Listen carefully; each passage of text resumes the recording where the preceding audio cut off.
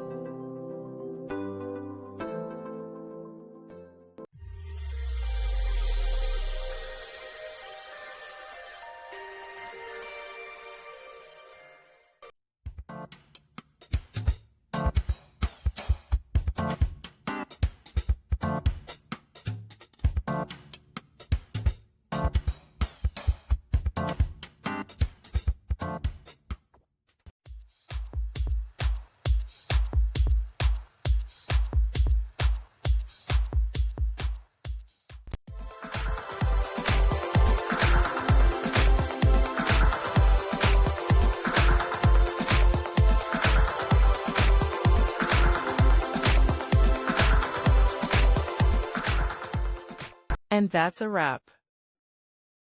I hope you found the answer you were looking for. If you did, take a second to hit that subscribe button. It really helps out. And let me know in the comments which solution worked best for you. See you next time in the debug zone.